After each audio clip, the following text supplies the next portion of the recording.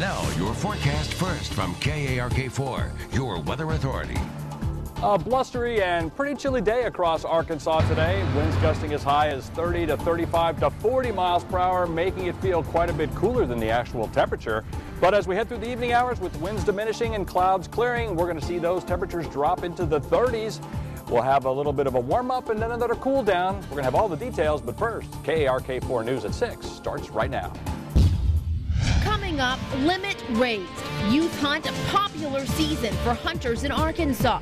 But tonight we reveal new rules you must know before you take your child to the deer stand. Next, speaking out, the mother of a man police say is responsible for robbing local banks speaks to KARK about her son who's on the run. This as another bank is held up in the capital city.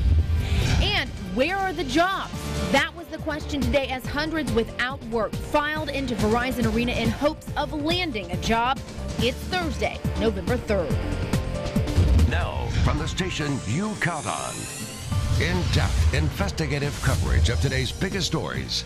This is KARK4 News at 6 in high definition. Good evening and thank you for joining us tonight. I'm Bob Clausen. And I'm Jessica Dean. We begin this evening with a big change for an old tradition for many Arkansas families, hunting. And in just a few days, children all over the natural state will be hitting those deer stands. It's a rite of passage. That's right. Teach the younger generation all about hunting. The state's deer youth hunt has been very popular since taking effect back in 2005. But this year there are some changes. That's right. A child must now be 6 years old in order to shoot a deer. And not everybody happy about that. KARK4's Bakari Savage has more now. He's going in depth. We've actually had quite a few deer checked by kids that were one or 2 years old, and you know, I haven't seen any that could shoot a high-powered rifle yet that were 2 years old. Dick Baxter with the Arkansas Game and Fish Commission is talking about a trend that's causing changes to the upcoming youth hunt weekend, raising the minimum age limit to 6. This news caused a lot of chatter on our Facebook fan page, like this message from Amber Edwards. She understands the reason, saying, "I worked at a place that did game check-ins. I had a guy try to tell me his 3-year-old shot a button buck with a .223. The most recent numbers available from Game and Fish show that in 2009, 600 deer were killed by kids under 5. 29 of them were killed by kids under 1. Game and Fish calls this abusing the system, but the change still upsets Mark Matthews, who's installing a deer stand for his young daughter. To be perfectly honest with you, I don't understand why they're even concerned with it. I don't see a problem one way or the other with it. I don't understand why they would even want to change it to 6. Game and Fish says abuse of the system isn't the only reason the age limit is going up. Safety is too. But last season, Game and Fish had only one incident involving a 7-year-old who was not properly supervised. Cassandra Forbes says that's the key. She sent us several pictures of her then 4-year-old son hunting with his friends. Although he's not deer hunting, Forbes doesn't agree with the new rule either. And she wrote on Facebook, "I think it's all dependent upon the maturity level of the child. Mine has had his gun since he was 4 and is limited out on ducks."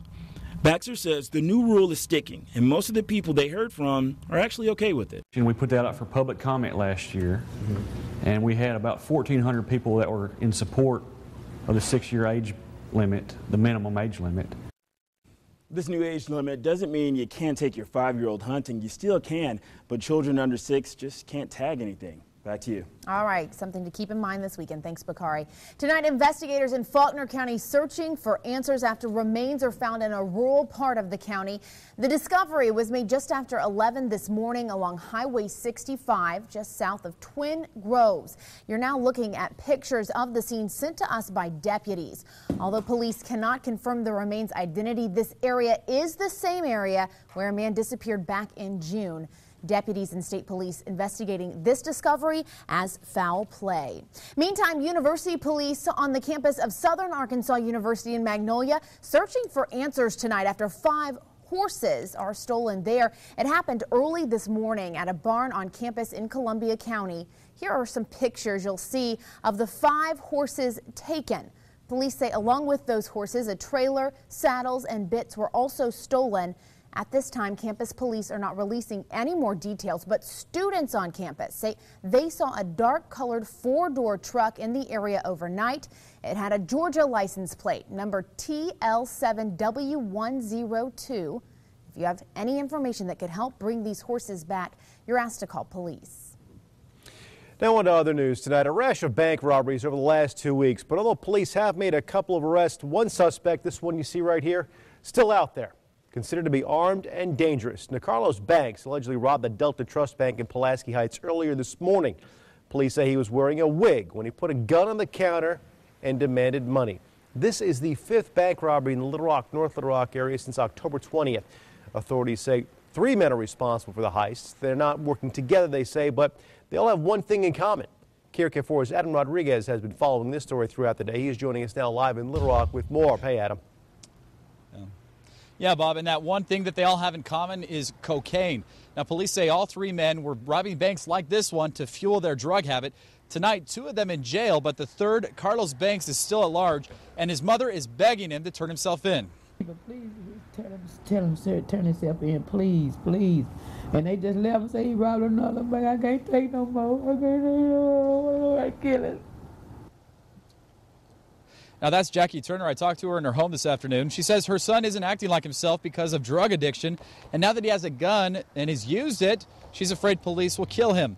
Just today, police arrested Michael Dunn. He's accused of robbing First Security Bank at gunpoint on Halloween. Then he allegedly pistol whipped a teller at Regions Bank yesterday, accidentally firing his gun. Jonathan Fox, a 3rd, was arrested in late October for the robbery of Simmons First National Bank. Little Rock Police spokesperson Terry Hastings says the fact that these crimes were motivated by addiction makes them doubly dangerous. Banks' mother hopes he surrenders himself before it's too late.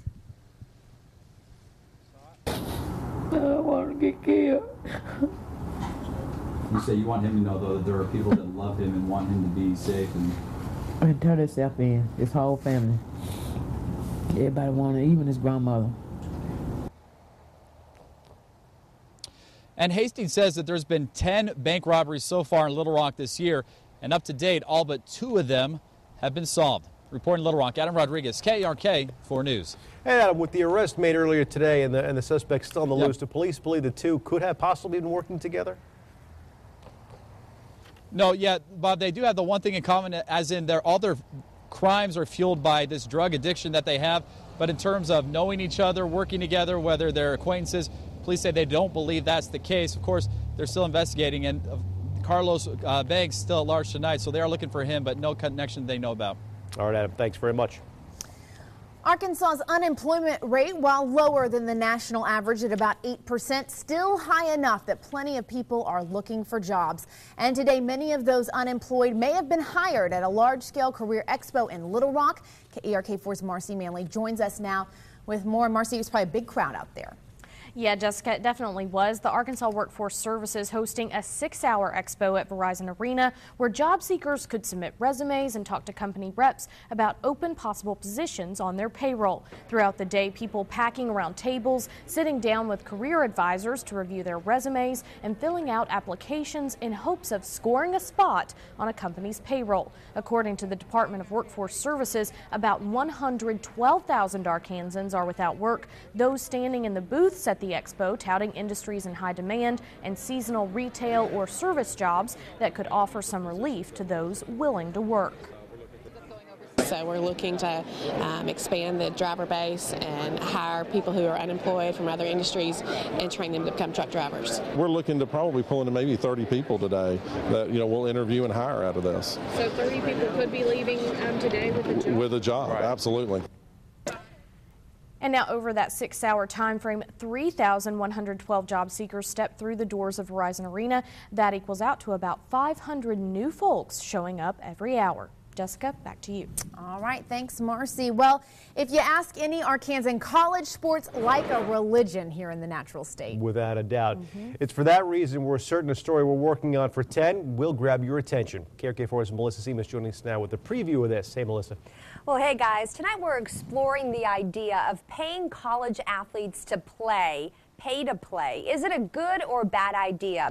You may recall when Heisman winner and quarterback Cam Newton took the field against Alabama's Crimson Tide last year. The fans were singing along to take the money and run. USC's Reggie Bush had to give up his Heisman when it was discovered improper payments were involved. And in a recent article in The Atlantic magazine entitled The Shame of College Sports, journalist Taylor Branch makes an argument that paying college athletes would end these practices. Tonight at 10, you're going to hear both sides of the issue. Here now is a sample from former Razorback Pat Bradley. I don't think you could really ever stop it. I think that they've done a good job of kind of slowing the process down. And we want to know what you think about this subject. Just head over to our Facebook page and sound off. Right now, so far, this is coming from Michael McGonigal, and he writes, I am fine with college athletes getting paid, but a word of warning, if they do get paid, then they have to pay tuition too. Fair is fair. Travis Arnold adds, they do get paid. They go to school, eat, and live for free. And Brian Patterson says they are already getting a free education, books and board. No on getting paid. Of course, we're going to go in depth again tonight at 10 o'clock. Back to you guys. All right, Melissa, thanks very much. Still ahead, 'tis the season. The red kettles are coming out. We're going to tell you when they will become a mainstay, at least for this holiday season, as Christmas gets ever so close. I'm Carrie O'Hara. What's going on with Hogs defensive end Lonnie Gosha? His recent absence has been unexplained until now. Plus, week 10 of high school football getting started early. Forget Fearless Friday. A full Thursday night lineup is ahead, including 2 big 7A matchups. The preview is coming up later in sports. You're watching KARK 4 News at 6 with Bob Clausen, Jessica Dean, Chief Meteorologist Keith Monahan, and Sports with Carrie O'Hara.